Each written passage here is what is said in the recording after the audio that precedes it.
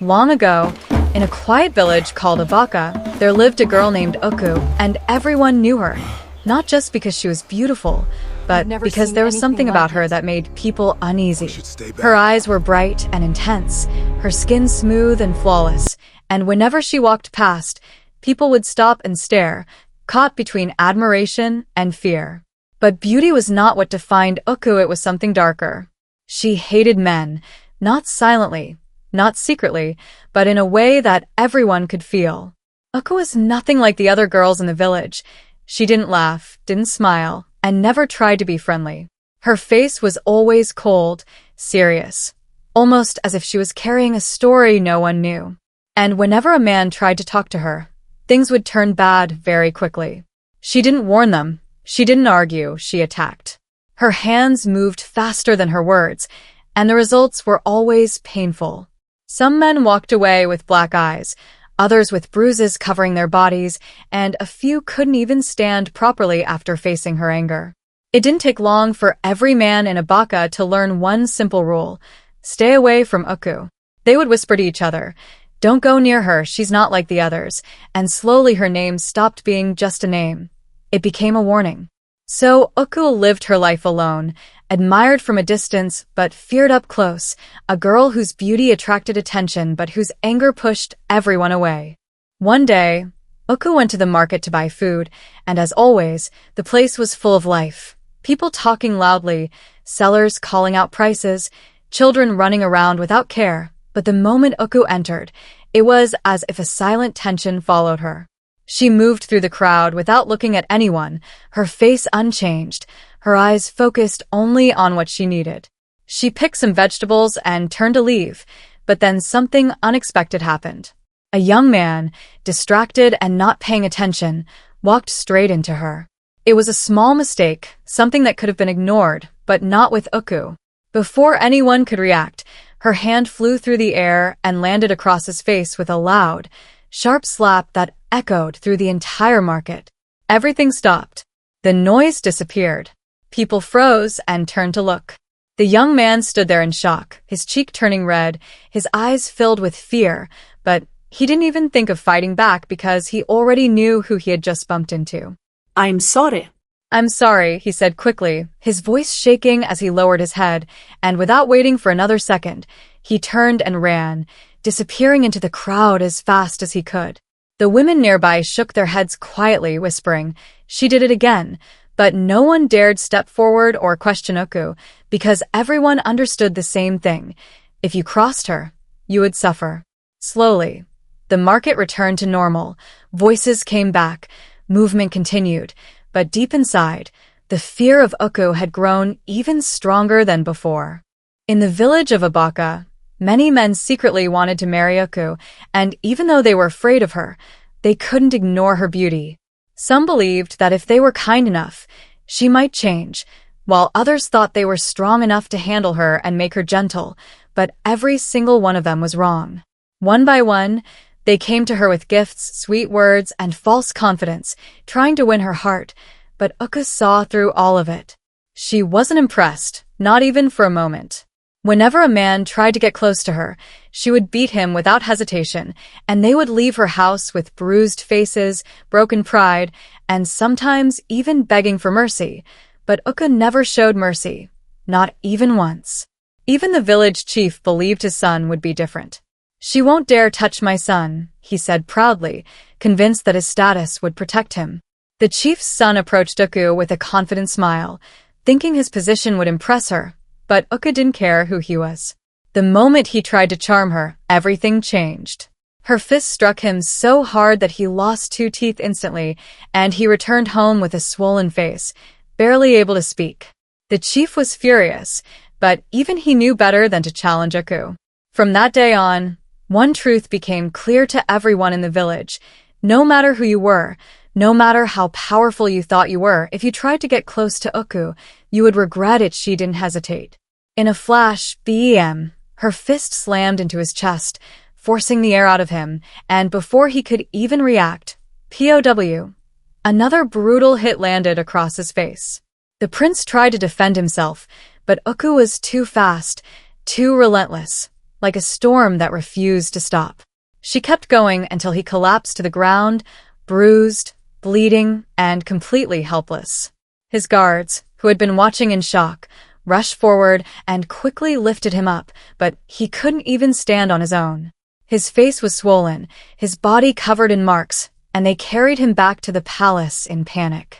When the news spread through the village, disbelief filled the air. Oku beat the prince? People gasped. No one had ever dared to touch him before.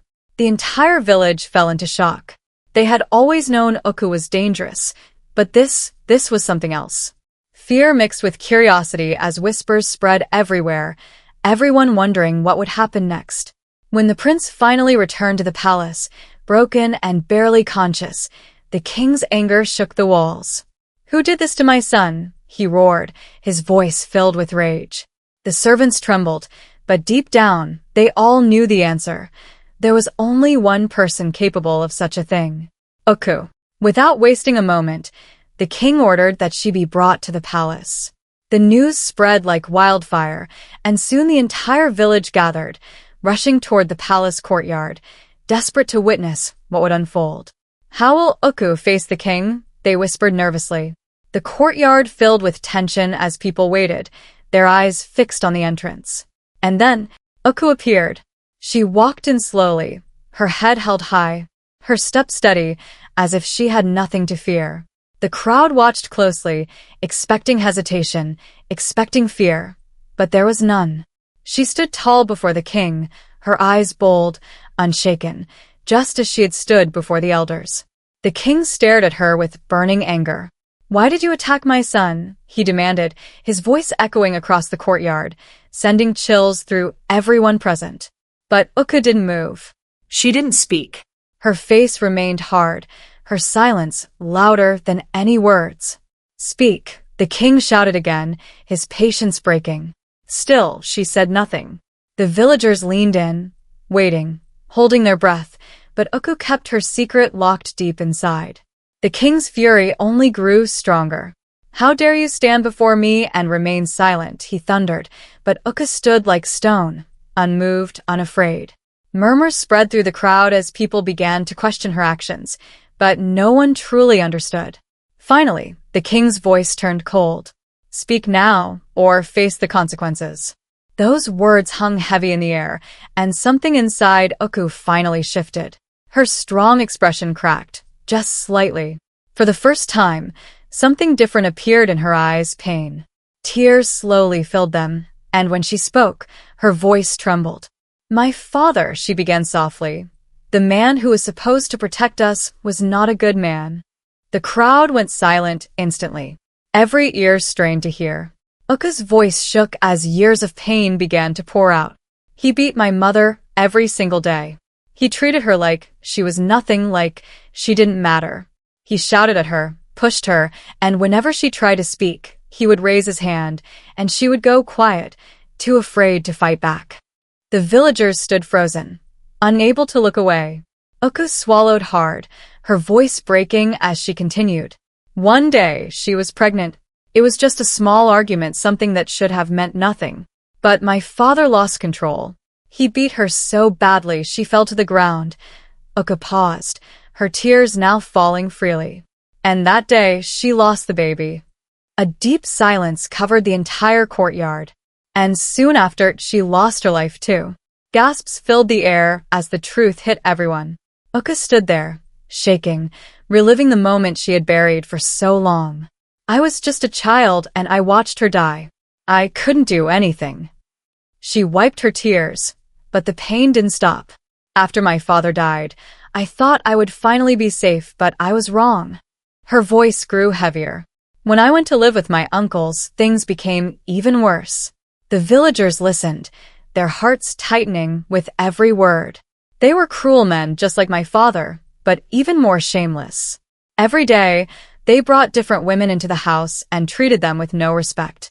They forced themselves on them, spoke to them like they were nothing, and those women were too scared to fight back.